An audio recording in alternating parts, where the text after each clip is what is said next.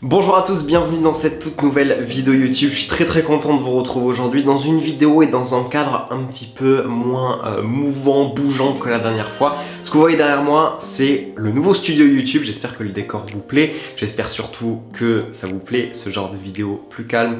C'est vrai que la dernière fois, on a fait une journée dans mon assiette qui vous a extrêmement plu d'ailleurs et je vous remercie pour ce retour écrasant sur YouTube. Ça va vraiment me motiver à continuer à vous sortir chaque semaine de nouvelles vidéos. Donc avant tout, si jamais vous tombez soit pour la première fois sur cette vidéo, soit que vous n'êtes pas encore abonné à cette chaîne YouTube, pensez à vous abonner, ça me soutient énormément et pensez aussi à mettre un petit pouce bleu. Dans la vidéo d'aujourd'hui, je vais vous donner 5 conseils pour perdre du gras sans avoir à faire de régime. Aujourd'hui, on va se concentrer uniquement sur des facteurs externes que la nutrition. C'est vrai que d'habitude, la première chose dont je vais vous parler pour perdre du gras, pour perdre du poids, c'est de ce que vous allez directement mettre dans votre assiette. Aujourd'hui, il y a un conseil qui s'en rapproche un petit peu, mais sinon tout le reste, c'est des choses que vous pouvez mettre en place à côté. C'est-à-dire que si aujourd'hui, votre alimentation vous convient, vous pensez qu'il n'y a pas forcément de choses à changer mais que vous n'avez pas de résultat, cette vidéo est faite pour vous parce que je vais vous donner du coup 5 conseils à appliquer pour pouvoir vous mettre en déficit calorique et perdre du gras. Bon, quand je parle de déficit calorique, vous commencez à être habitué, c'est tout simplement le fait de consommer un petit peu moins de calories que ce qu'on va venir brûler.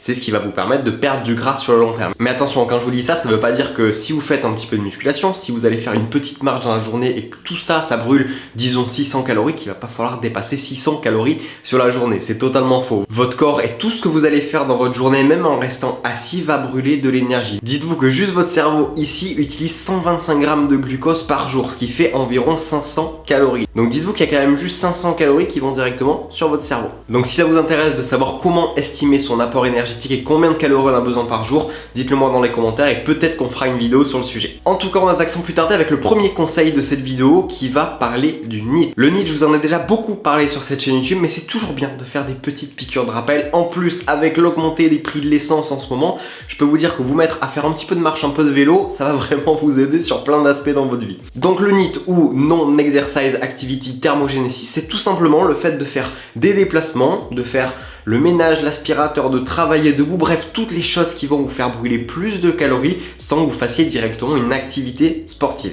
Et je vous parlais juste avant de la marche, du vélo, ça peut être aussi de sortir votre chien, ça peut être en allant en soirée, de danser toute la soirée, ça va brûler énormément de calories, mais tout ça va vous permettre d'être un petit peu plus actif. Donc c'est-à-dire que si aujourd'hui vous voyez que vous stagnez, que vous n'avez pas de résultat et que vous êtes, on va dire, en stagnation, le fait de dépenser un petit peu plus de calories via le NEAT, ça peut énormément vous aider. En plus de ça, on commence à être mi-mars, les beaux jours vont revenir petit à petit, et je compte vraiment sur vous pour cet été d'aller taper tous les jours les 10 000 pas. Après attention, il ne faut pas non plus que ça devienne une obsession, c'est pas parce qu'on fait pas 10 000 pas dans la journée qu'on n'est pas forcément actif. Et pour tous ceux qui sont déjà assez actifs avec leur travail, qui tous les jours marchent déjà pas mal, ce conseil ne va pas forcément du coup s'appliquer à vous. À la limite, si jamais votre lieu de travail n'est pas forcément loin de chez vous, investissez dans un vélo et laissez un petit peu plus la voiture au garage. Deuxième conseil, c'est le seul qui va être un petit peu basé sur l'alimentation, mais c'est un petit changement très simple à faire. C'est tout simplement le volume alimentaire. Je vous ai d'ailleurs fait un post sur le sujet que je vous mets juste ici, mais tout simplement, en fonction des aliments que vous allez sélectionner,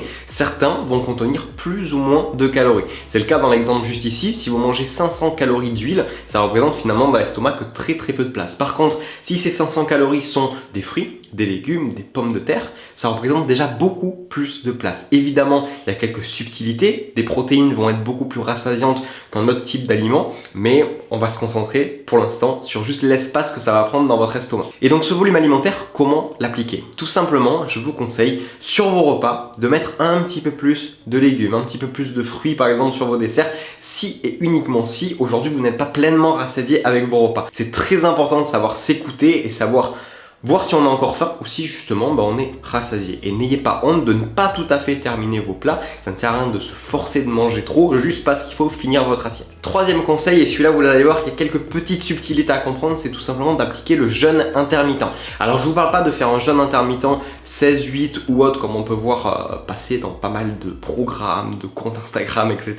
Là je vous parle juste de sauter le petit déjeuner si jamais, et si et seulement si, je le rappelle, vous n'êtes pas actif le matin, c'est-à-dire que si vous faites une séance de sport le matin, oubliez. Si vous avez un métier physique, oubliez également. Ça convient vraiment si vous n'avez pas faim le matin, si vous prenez pas forcément plaisir à manger le matin et surtout si vous êtes sédentaire. Là au moment où je tourne cette vidéo par exemple, il est 10h30, je n'ai pour l'instant rien mangé parce que je suis resté assis sur mon bureau qui est juste ici et là c'est ma seule activité on va dire, c'est de vous tourner cette vidéo YouTube. Donc mon premier repas sera à midi. Et attention également, si jamais déjà avec le petit déjeuner vous ne faisiez que 3 repas dans la journée, ça peut ne pas forcément être bénéfique d'enlever ce repas et du coup d'être sur 2 repas. Je vous conseille vraiment d'appliquer le jeûne intermittent si tout comme moi, vous avez quand même votre déjeuner à midi, votre encas vers 16h, votre dîner le soir et si parfois, s'il vous manque un petit peu de protéines ou autre, vous rajoutez un autre encas. Finalement, sans petit déjeuner, je tourne quand même à environ 4 repas dans la journée. Parce qu'on tourne beaucoup autour de ce problème quand on cherche à perdre du gras, on peut se dire ah ben je vais essayer de manger le moins de calories possible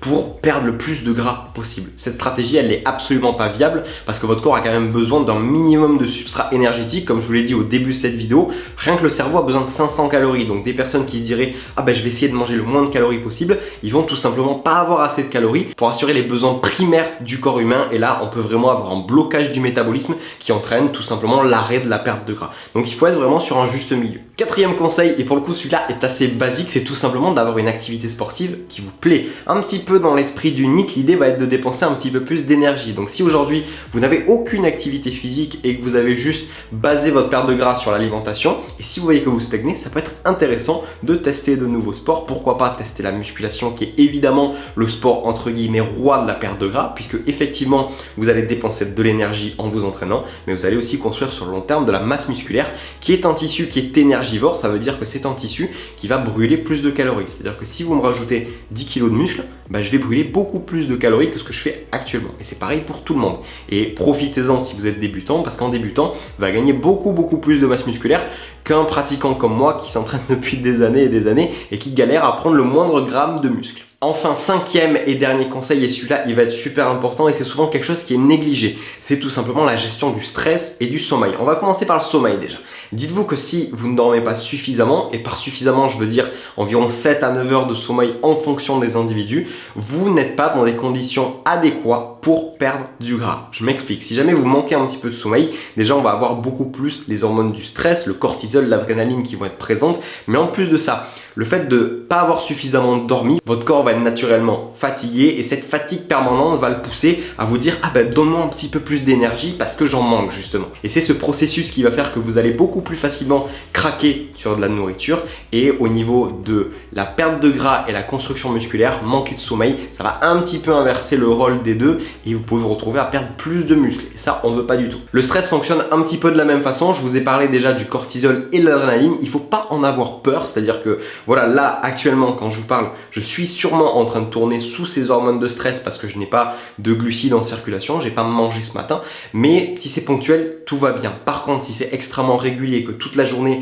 vous êtes stressé, vous sentez que vous n'allez pas bien, là forcément on n'est pas sur une période qui est viable pour perdre du gras. Moi ce que je vous conseille, et je vous le dis vraiment pour vous, c'est-à-dire que si vous avez une période extrêmement stressante dans votre vie, arrêtez votre perte de gras, mettez-vous en maintien et attendez que ça aille mieux parce que clairement vous allez prendre beaucoup plus de retard. Après attention, si aujourd'hui vous avez énormément de poids à perdre, même si c'est pas dans des conditions optimales, ça sera toujours mieux de le faire maintenant pour votre santé. Et même si vous ne faites pas les choses optimales, rien que le fait de rééquilibrer votre alimentation va entraîner inévitablement une perte de gras, même si ça va être plus doucement que si les conditions étaient optimales. Donc je compte sur vous pour optimiser le stress et le sommeil, c'est super important. Voilà pour les 5 conseils que j'avais à vous donner dans cette vidéo. Maintenant important, et ça va être à vous de jouer dans les commentaires, n'hésitez pas à me dire laquelle de ces 5 thématiques vous aimeriez que je développe dans une prochaine vidéo. C'est vrai que là on a vu 5 conseils ultra généraux sur des thématiques qui peuvent vraiment me prendre une vidéo entière. Donc si jamais un des sujets vous intéresse, je pourrais faire quelques recherches dessus, vous sortir des études scientifiques sur le sujet et ça pourra faire une vidéo très intéressante. Donc n'hésitez pas à me dire ça dans les commentaires. En tout cas, j'espère vraiment que cette vidéo vous aura plu. Juste avant que vous partiez, n'hésitez pas à checker dans la description. Il y a toujours mes programmes qui sont super abordables pour perdre du gras tout en étant guidé avec de bonnes informations. Donc n'hésitez pas à aller y faire un petit tour. Et sur ce, je vous donne rendez-vous la semaine prochaine pour une nouvelle vidéo. Et je vous souhaite une très bonne journée ou soirée en fonction du moment où vous avez regardé cette vidéo. Et je vous dis à la prochaine. Salut tout le monde.